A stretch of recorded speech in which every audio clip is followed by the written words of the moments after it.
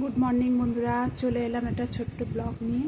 সকাল সকাল তোমাদের দাদা বাজার করে দিয়ে গেছে। এই যে মাছ, পটল, ঝিঙে, ভেন্ডি সব বাজার করে দিয়ে গেছে।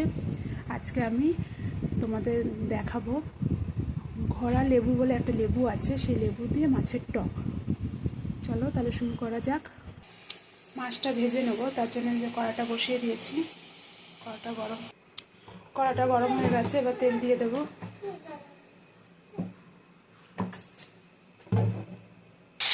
মাছটা একটু ভাজা হয়ে গেছে, আর একটু তুলতে দিচ্ছি। মাছটা ভেজে তুলে নিয়েছি, কড়া বসিয়ে দিয়েছি। কড়াতে তেল দিয়ে দেবো। তেলটা গরম হয়ে গেছে, ফোড়নে 5 ফোড়ন দিচ্ছি। চারা করে রাখা কাঁচা লঙ্কা দিয়ে দেবো। আমি এখানে আলু ব্যবহার করেছি, আপনার চাইলেও করতে পারেন, নাও করতে পারেন। আলুগুলো আমি ভেজে গোল গোল করে কেটেছি। আলুগুলো একটু হালকা ভাজা ভাজা করে নেব। এই যে এটা হচ্ছে ঘোড়া লেবু, লেবুটা কেটে রসটা নিভে নেব।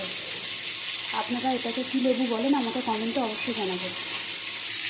হলুদের গুঁড়ো দিয়ে দিয়েছি, স্বাদ অনুযায়ী লবণ দিয়ে দেবো। কালারের জন্য কাশ্মীরি জিরে লঙ্কা দিয়ে দেবো। এবার আলুটাকে ভালো করে ভেজে নেব। আলুটা কষানো হয়ে গেছে, জল দিয়ে দেবো।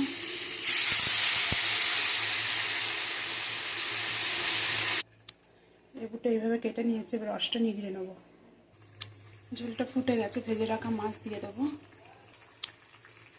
ঝোলটা ফুটে গেছে, আলুটাও সেদ্ধ হয়ে গেছে, এবার নামিয়ে ফেলবো। নামানোর আগে চিপে রাখা লেবুর রসটা সেটা দিয়ে দেবো।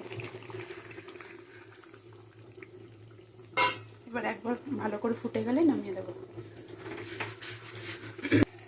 ঝোলটা ফুটে গেছে, নামিয়ে ফেলবো এবার।